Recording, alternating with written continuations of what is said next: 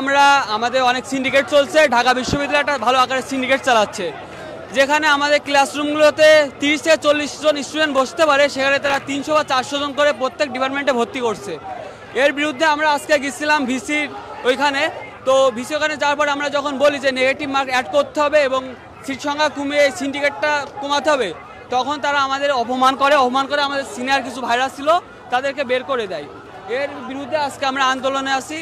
আজকে আমাদের একটাই দাবি, আমাদের পুরো ভিসির পদত্যাগ চাই, আর সে এসে আমাদের কাছে ক্ষমা চাইবে যে তারা এই ব্যাপারটা কেন করলো। সে শিক্ষিত লোক এই ব্যাপারটা শুভ আচরণ করেছে, খারাপ আচরণ করেছে, এর বিরুদ্ধে আজকে আন্দোলন চলছে। এই আন্দোলনটা যতক্ষণ না পর্যন্ত কাজটা শেষ হচ্ছে, মানে তারা এসে ক্ষমা চাচ্ছে এবং তারা তাদের ভুলগুলো স্বীকার করছে এবং আমাদের 5 দফা দাবিগুলো মেনে নিচ্ছে, ততক্ষণ আমরা এই আন্দোলনটি চালিত থাকবে বা চলছে বলে আমরা ঘোষণা জানাচ্ছি। রাস্তায় তো তীব্র থেকে তীব্র যানজটের সৃষ্টি হয়েছে, আসলে এটি আপনি একজন সাধারণ শিক্ষার্থী হিসেবে কি বলবেন? আমরা শিক্ষার্থী, আমরা কখনোই চাই না রাজপথে থাকতে, কিন্তু আমাদের বিরুদ্ধে যে সিন্ডিকেটটা চলছে এটা ঠিক না। আমরাও সবার কষ্টগুলো দেখছি। আমরা কিন্তু সব ইমার্জেন্সি যেগুলো আছে সেগুলো আমরা বের করে দিচ্ছি। এখন তারা যত তাড়াতাড়ি সম্ভব আমাদের দাবিগুলো মেনে নেবে, আমরা তত তাড়াতাড়ি রাজপথ থেকে উঠে যাবো। ভাই, আমরা শিক্ষিত মানুষ, আমাদের মানায় হলো পড়ার টেবিলে। আমরা পড়ার টেবিলে ফিরতে চাই, এখানে রাজপথে না। যমুনা স্মার্ট রেফ্রিজারেটর, স্মার্ট লাইফে স্মার্ট রেফ্রিজারেটর।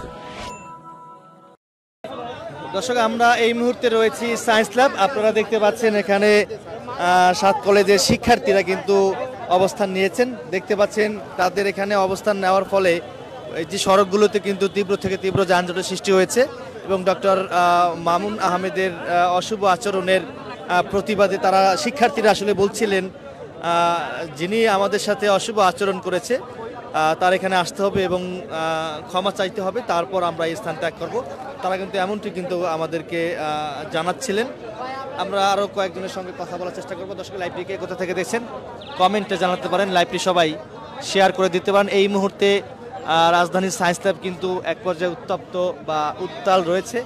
একজন কথা বলছে, কি বলছে আসলে আপনাদেরকে শোনানোর চেষ্টা করব।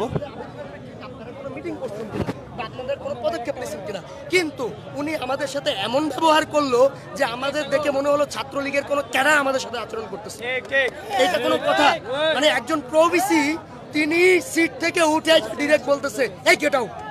আমরা ওখানে মিনিমাম 30 থেকে 40 জন শিক্ষার্থী ছিলাম। তার কাছে একটা সুন্দর আবেদন নিয়ে গেছিলাম। আচ্ছা, আমি শিক্ষার্থী, বাংলাদেশের সবচেয়ে নিকৃষ্ট শিক্ষার্থী আমি হইতে পারি, আমি মেনে নিলাম। বাংলাদেশে এই যাবৎ যত নিকৃষ্ট শিক্ষার্থী আছে আমরা, কিন্তু আপনি কি এমন ব্যবহার করতে পারেন? স্বৈরাচারী আচরণ করতে পারেন আমাদের সাথে? অবশ্যই একজন শিক্ষক সেই ম্যান্ডেটে আমাদের সাথে আচরণ করতে হবে, যেই ম্যান্ডেটে একজন শিক্ষকের কথা বলা উচিত। বাট উনি এমনভাবে আমাদের সাথে কথা বললো মনে হলো আমি দ্বিতীয় শেখ হাসিনাকে দেখতেছি, একদম দ্বিতীয় শেখ হাসিনাকে দেখতেন। চেয়ার থেকে উঠে আসা পকেটে হাত দিয়া মানে পুরো ভিলেন গুন্ডার মতো একটা ডোন্ট কেয়ার ভাবের মতো সে কথা বলতেছে। আমরা কি ওখানে কোনো মব সৃষ্টি করতে গেছি? আমি আমার একটা দাবি নিয়ে গেছি যে স্যার আমার শিক্ষার্থী ভর্তির জন্য আপনি নেগেটিভ মার্কিং যোগ করেন এবং আমার আসন সংখ্যা কমায় দেন, যেটা আসলে আমার আসন সংখ্যা অনেক বেশি 7 কলেজে, আসন সংখ্যা কমায় দেন, তাহলেই তো একটা বিশ্ববিদ্যালয়ের পরিবেশ থাকে। কিন্তু উনি এটা মেনে নেয়, আমাদেরকে বের করে দিছে। সেই দাবির প্রেক্ষিতে আমাদেরকে অপমানজনকভাবে কথা বলে বের করে দেওয়ার প্রেক্ষিতে আমরা আজকে এখানে দাঁড়িয়েছি। 7 কলেজের এই 5 দফা দাবি। সন্ধ্যা থেকে আপনারা রাজধানীর সায়েন্স ল্যাব এবং টেকনিক্যাল মোড় অবরোধ করেছেন, আপনারা 5 দফা দাবি জানিয়েছেন। সেই 5 দফা দাবি হচ্ছে প্রথমত আমাদের সিট সংখ্যা কমাতে হবে 7 কলেজের শিক্ষার্থী 24 সেশনের ভর্তি পরীক্ষা। দ্বিতীয়ত নেগেটিভ মার্কিং যোগ করতে হবে। তৃতীয়ত আপনার এই যে 7 কলেজের 24 সেশনের শিক্ষার্থীরা ভর্তি হচ্ছে তারা তো একটা ফি দিয়ে ভর্তি হচ্ছে। এখন বিশ্ববিদ্যালয় হলে এই 7 কলেজের শিক্ষার্থীরা তো আমার বিশ্ববিদ্যালয়ে চলে আসবে। সেক্ষেত্রে আমরা দাবি রেখেছিলাম যে ঢাকা বিশ্ববিদ্যালয় ইউজিসির সাথে আমাদের যে বিশেষজ্ঞ টিম দিয়েছে তার সাথে একটা কাজ করে একটা প্রক্টোরিয়াল টিম করে দিক, এবং যে অর্থগুলো আসলে এই 7 কলেজের 24 সেশনের শিক্ষার্থীরা ঢাকা বিশ্ববিদ্যালয় প্রদান করবে সেগুলো এই ইউজিসির কাছে জমা দেব। তাহলে নতুন বিশ্ববিদ্যালয় হলে আমাদেরকে বাজেটের জন্য আলাদা করে চিন্তা করতে হবে না। একটা বিশ্ববিদ্যালয়, আমি যতই বলি বাজেট কিন্তু লাগে। যখন আমরা এই ধাপটা আগায় নিব যে 7 কলেজের 24-25 সেশনের শিক্ষার্থীদের টাকা আমাদের নিজস্ব ইউজিসির ব্যাংকে এবং আমাদের হচ্ছে গিয়ে নতুন সেন্ট্রাল ইউনিভার্সিটি যেটা চাচ্ছি আমরা সেটার ব্যাংকে চলে আসবে, তখন আমাদের 7 কলেজের শিক্ষার্থীদের কোনো সমস্যা হবে না। মূলত এই কয়টা দাবি ছিল আমাদের। আমরা শিক্ষার্থী, আমরা দাবি করতেই পারি। এখন পর্যন্ত স্বতন্ত্র বিশ্ববিদ্যালয় হয়নি, সেক্ষেত্রে এখন পর্যন্ত ঢাবির অধীনেই কিন্তু 7 কলেজ রয়েছে। সেক্ষেত্রে কিভাবে আসলে ঢাবির অ্যাকাউন্ট থেকে আপনাদের এই অ্যাকাউন্টে দাবিটা এটা ছিল যে স্বতন্ত্র বিশ্ববিদ্যালয় তো হয় নাই, কিন্তু আমাদের যে ইউজিসি হাই ভোল্টেজ কমিটি গঠন করে দিছে, আমরা বলছিলাম যেহেতু বিশ্ববিদ্যালয় রূপান্তরের জন্য তারা অলরেডি 3টা ধাপ অতিক্রম করে ফেলছে, শিক্ষার্থীদের সাথে বসা, ঢাকা বিশ্ববিদ্যালয়ের শিক্ষকদের সাথে বসা, 7 কলেজের প্রধান সমন্বয়কারী আমার ঢাকা কলেজের শিক্ষক এবং সব কলেজের সকল অধ্যক্ষদের সাথে বসা, এটা কিন্তু শেষ। এখন লাস্ট 2টা ধাপ আছে, যেটা আমাদেরকে যে বিশেষজ্ঞ টিম আমাদেরকে সিদ্ধান্ত দিবে। তার মানে অলরেডি কাজ প্রায় শেষ পর্যায়ে। এই মুহূর্তে এসে কিন্তু আমরা দাবিটা করতেছি, আমরা কিন্তু কমিটি প্রথম যখন দিচ্ছি তখন দাবি করি নাই।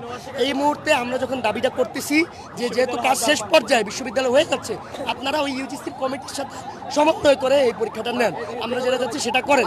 কিন্তু ওনারা আসলে আমাদের দাবির কোনো তোয়াক্কা না করে আমাদেরকে অপমান করে সেখান থেকে বের করে দিচ্ছে। কতক্ষণ পর্যন্ত আপনার এই আন্দোলন চলবে? আমাদের এই আন্দোলন, আমাদের প্রবিসি যতক্ষণ না পর্যন্ত এখানে এসে ক্ষমা চাচ্ছে, তার ভুল স্বীকার করছে, তার উদ্ধত আচরণের জন্য নিজেকে ক্ষমা লজ্জিত, ততক্ষণ পর্যন্ত আমরা এই সায়েন্স ল্যাব, টেকনিক্যাল, তাঁতিবাজার সব ব্লক করে রাখবো। আপনারা কতজন শিক্ষার্থী সেই প্রবিসির সাথে? আমরা মিনিমাম 50 জন শিক্ষার্থী সেখানে ছিলাম, তার কাছে দাবি নিয়ে গেছিলাম যে সাধারণ শিক্ষার্থী হিসেবে। তিনি আমাদেরকে বলতেছে তোমরা মব সৃষ্টি করতে আসছো, এটা কোনো কথা? একজন শিক্ষক এভাবে বলতে পারে? আমরা মব সৃষ্টি করতে গেছি, আমাদের হাতে অ্যাপ্লিকেশন ছিল, আমাদের হাতে দাবি ছিল। তিনি আমাদেরকে বলে তোমরা মব সৃষ্টি করতে এখানে আসো। আমি কেন আরেকটা বিশ্ববিদ্যালয়কে মব সৃষ্টি করবো?